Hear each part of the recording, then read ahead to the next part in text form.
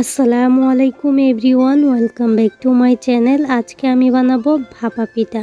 কে আছেন যারা ভাপা পিঠা বানালে ঠান্ডা হওয়ার পর অনেক বেশি শক্ত হয়ে যায় বা এই পিঠাটা ভাপা দেওয়ার সময় ফুলে ফেটে যায়?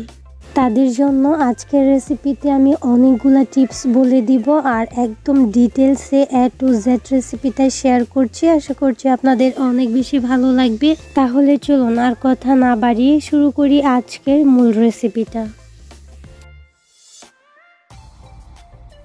ভাপা পিঠা বানানোর জন্য ফার্স্টে কিন্তু নারকেলের পুরটা আমি রেডি করে নিব। তার জন্য চুলায় একটা প্যান বসিয়ে দিয়েছি, তার মধ্যে দিয়ে দিচ্ছি 1 কাপ নারকেল কোরানো, সেই সাথে হাফ কাপ দিয়েছি গুড়। সেম কাজটা চাইলে চিনি দিয়ে করতে পারেন অথবা খেজুর গুড় দিয়ে করতে পারেন। আমি কিন্তু এখানে আখের গুড়টা নিয়েছি।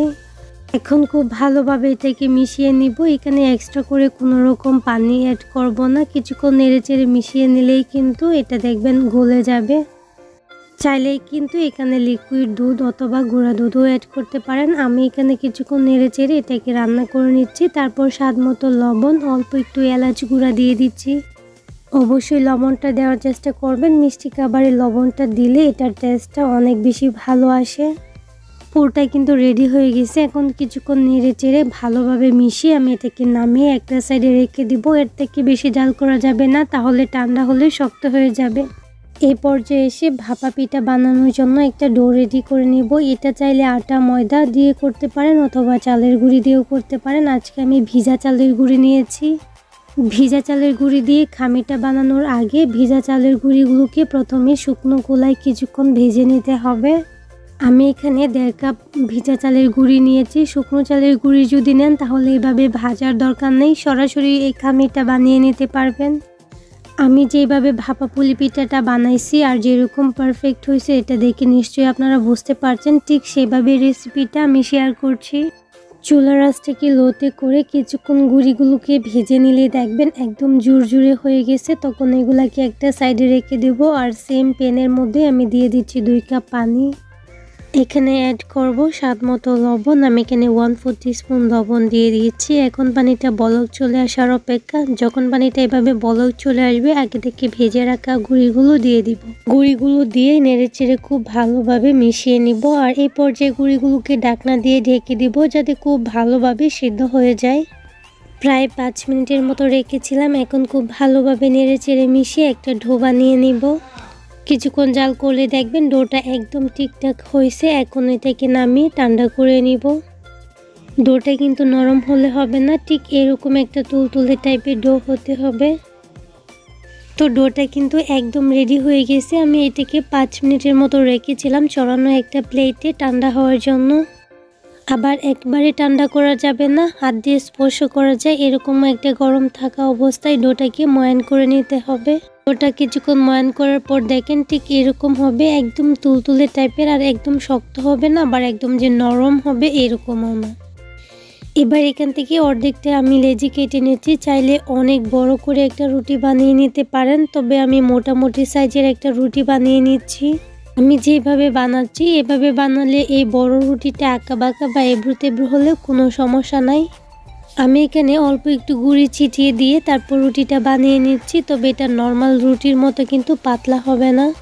মোটা সাইজের একটা রুটি বানিয়ে নিচ্ছি, যেটা আপনারা দেখেই বুঝতে পারছেন। এখন হচ্ছে একটা বয়ামের মুখা দিয়ে আমি ছোট ছোট রুটি বানিয়ে নিচ্ছি। চাইলে কিন্তু এই কাজটা কুকি কাটার দিয়েও করা যায়। আমি একটা থেকে 4টা রুটি তৈরি করেছি। আমি এইভাবে সবগুলো রুটির সাইজ সমান হওয়ার জন্য কিন্তু এইভাবে বয়ামের মুখা দিয়ে কেটে নিচ্ছি। তবে আপনারা চাইলে অল্প একটু লেজি হাতে নিয়ে একটা বাটির মতো শেপ দিয়ে এই লেজিটাকে তারপর ভিতরে পুরটা ভরে ভাপা পিঠাটা বানিয়ে নিতে পারেন। ঠিক যেরকম লম্বা মেরা পিঠার শেপটা হয় ওরকমভাবে বানিয়ে নিতে পারেন। আর আমি দেখেন লেজিগুলো কতটা মোটা করে বানিয়ে নিয়েছি। এখন আমি এটাকে হাতের তালুতে নিয়ে একটা গোল বাটির মতো করে নিচ্ছি। সাইডগুলোকে চেপে চেপে তারপর মাঝখানটাতে পুরটা দিয়ে দিচ্ছি। তারপর হচ্ছে এভাবে হাত দিয়ে চেপে চেপে খুব ভালোভাবে সাইডগুলো আটকে নেব।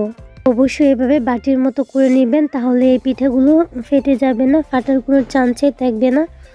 তো এভাবে সাইডগুলো খুব ভালোভাবে চেপে চেপে লাগিয়ে নিতে হবে, না হলে ভাপা দেওয়ার সময় সাইডগুলো কিন্তু ফেটে যাবে।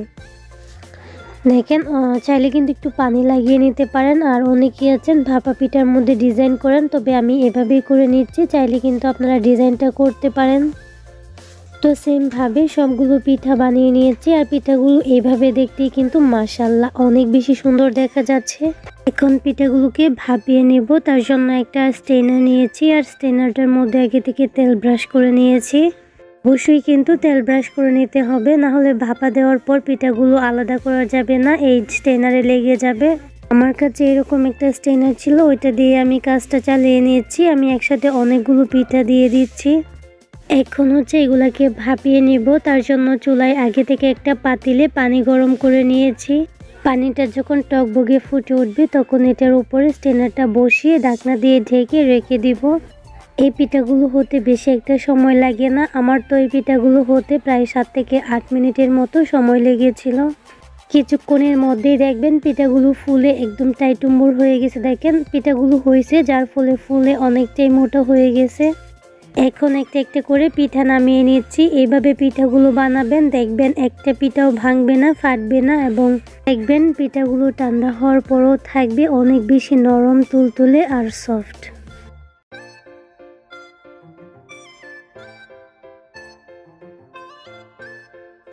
প্রত্যেকবার পিঠাগুলো দেওয়ার আগে কিন্তু স্টেনারটার মধ্যে অবশ্যই তেল ব্রাশ করে নিতে হবে, না হলে কিন্তু পিঠাগুলো ভাপানোর পর স্টেনারে লেগে যাবে। তো সবগুলো পিঠা কিন্তু হয়ে গেছে। আর মাশাআল্লাহ পিঠাগুলো এত বেশি সুন্দর হয়েছে আর অনেক বেশি টেস্টি। একদম সহজে শীতের জনপ্রিয় একটা পিঠার রেসিপি ভাপা পুলি পিঠার শেয়ার করেছি। আশা করছি আপনাদের ভালো লেগেছে। যদি ভালো লেগে থাকে তাহলে প্লিজ চ্যানেলটাকে সাবস্ক্রাইব করে পাশে থাকা বেল আইকনটা অন করে দিবেন। আর যারা যারা অলরেডি এই কাজটা করেছেন তাদেরকে অসংখ্য ধন্যবাদ। তাহলে আজকের রেসিপি এই পর্যন্তই। সবাই ভালো থাকবেন, সুস্থ থাকবেন। আল্লাহ হাফেজ। আসসালামু আলাইকুম।